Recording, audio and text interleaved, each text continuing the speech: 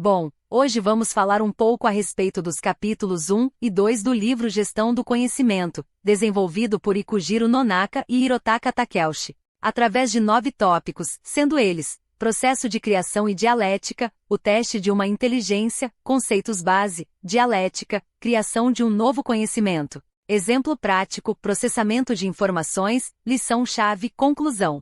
Para trabalharmos esses conceitos, inicialmente falaremos sobre uma palavra muito importante: paradoxo. E o que é um paradoxo? Um paradoxo nada mais é que uma contradição ou oposto. Em termos simples, um paradoxo é o oposto do que alguém pensa ser a verdade. Entendendo sobre o conceito de paradoxo, agora podemos prosseguir com os tópicos abordados. Agora prosseguiremos com a abordagem dos tópicos. Tópico número 1: processo de criação e dialética. Inicialmente falaremos sobre o processo da criação e dialética do conhecimento. Nesse contexto, devemos levar em consideração a ideia de que eliminar paradoxos definitivamente não é benéfico para a organização, ao contrário do que se imagina à primeira vista. O simples ato de tirar de cena esses paradoxos já acaba por formar um empecilho para o desenvolvimento da empresa, uma vez que todo o sistema de uma organização é repleto de opostos. Aceitar e lidar com essas contradições de maneira condizente acaba por gerar uma vantagem competitiva para a instituição. A dialética gira em torno de 2 pilares, sendo eles: o primeiro pilar da dialética trata-se de ênfase na mudança, visando o processo e o conhecimento. Já o segundo pilar afirma que a mudança vem através do caos e da oposição, paradoxo, assim se provando um conceito prático. Tópico número 2: o teste de uma inteligência. F. Scott Fitzgerald uma vez disse: o teste de uma inteligência diferenciada é a capacidade de manter 2 ideias opostas em mente ao mesmo tempo, e ainda manter a capacidade de funcionar na prática. O que isso significa? Significa que possuir a capacidade de manter ideias em constante oposição acaba por gerar ideias mais completas, uma vez que essa união e sincronismo aprimora de ambas as ideias iniciais. A grosso modo são pegos os pontos positivos de ambas as ideias. Ao fazer isso é desenvolvida o que F. Scott chama de desequilíbrio dinâmico, um termo que por si só já é um paradoxo. Tópico número 3: conceitos base. Para avançarmos um pouco mais na nossa resenha dos capítulos 1 e 2 do livro Gestão do Conhecimento, é importante que abordemos o tópico 3, que são alguns conceitos base bem importantes.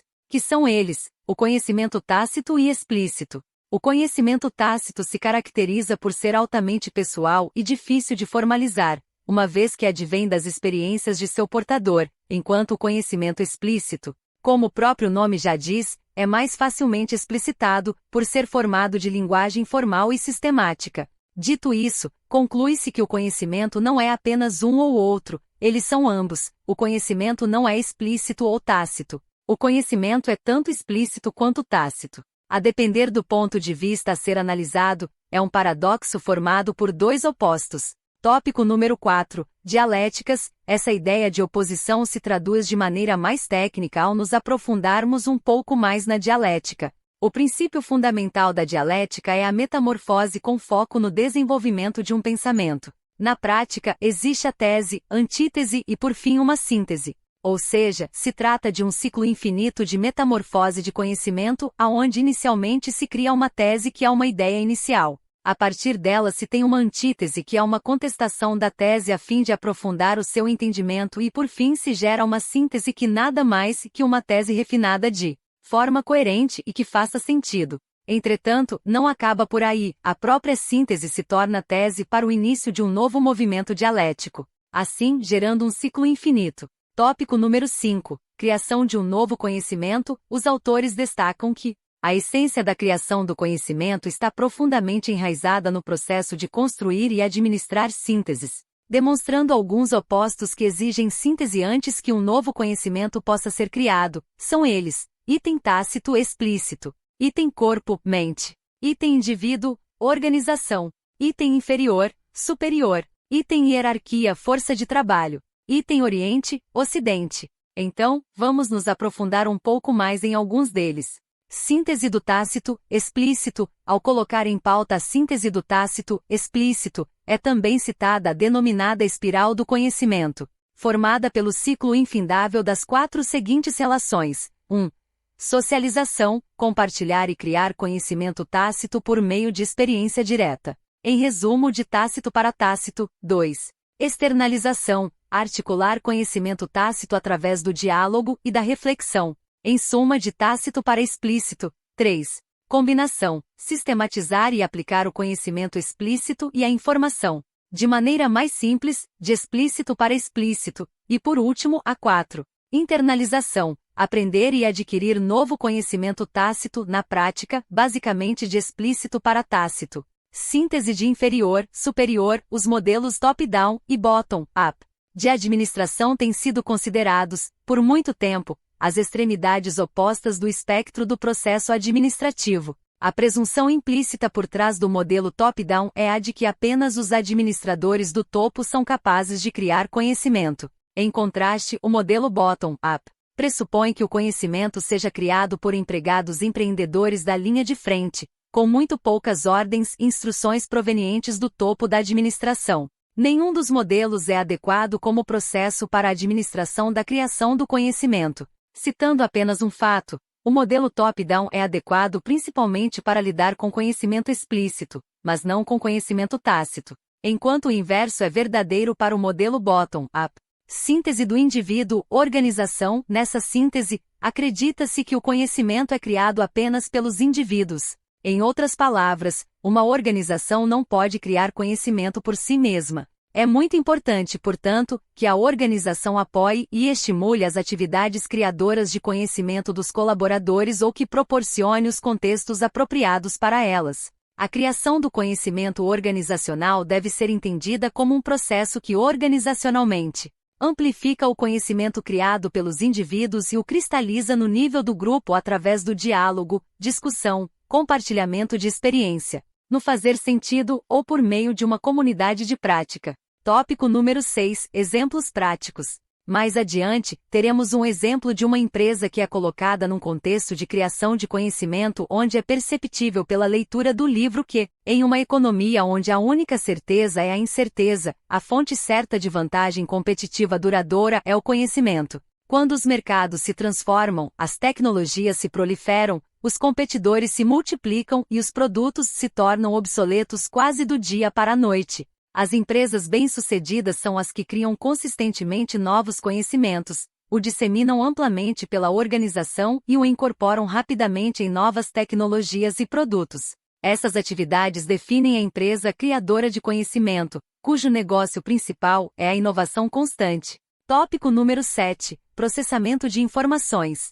A visão da organização como uma máquina para o processamento de informações está profundamente inserida na tradição administrativa ocidental, que vai de Frederick Taylor a Herbert Simon. De acordo com essa visão, o único conhecimento verdadeiramente útil é o formal e sistemático, procedimentos codificados, princípios universais. E as métricas-chave para mensurar o valor do novo conhecimento são similarmente difíceis e quantificáveis: crescente eficiência, custos mais baixos, melhor retorno do investimento ROI. Mas existe outra forma de pensar o conhecimento e seu papel nas organizações empresariais.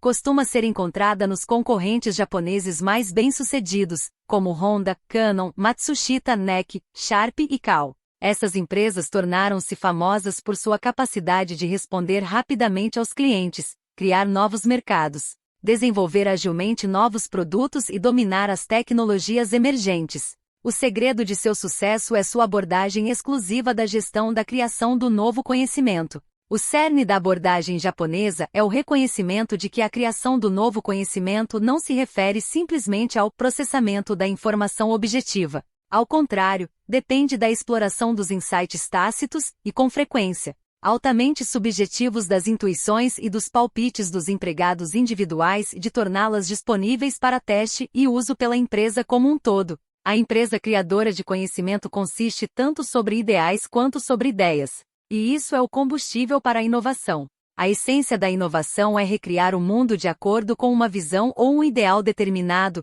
Criar novos conhecimentos significa, bem literalmente, recriar a empresa e todos nela em um processo de autor-renovação pessoal e organizacional sem interrupções.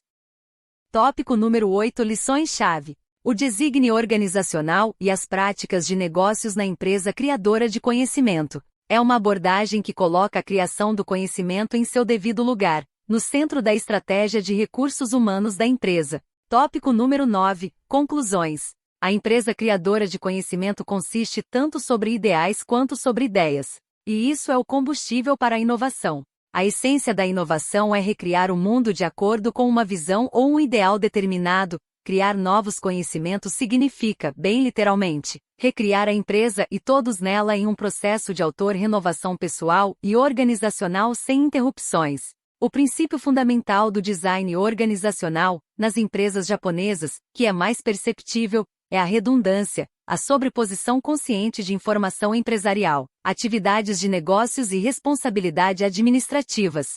Para os administradores ocidentais, o termo redundância, com suas conotações de duplicação desnecessária e de desperdício, pode não ter apelo. Ainda assim, construir uma organização redundante é o primeiro passo na administração da empresa criadora de conhecimento. A principal tarefa dos administradores, na empresa criadora de conhecimento, é orientar esse caos em direção à criação proposital de conhecimento. Os administradores fazem isso fornecendo aos empregados uma estrutura que lhes permita dar sentido à sua própria existência. Isso ocorre na alta administração e no nível administrativo intermediário nas equipes empresariais. Os administradores sênior dão voz ao futuro da empresa articulando as metáforas, os símbolos e os conceitos que orientam as atividades criadoras de conhecimento dos empregados. Eles fazem isso perguntando: o que estamos tentando aprender? O que necessita saber? Para onde deveria estar indo? Quem somos nós? Se o trabalho dos empregados da linha de frente é saber, o que é o trabalho dos executivos sênior é saber,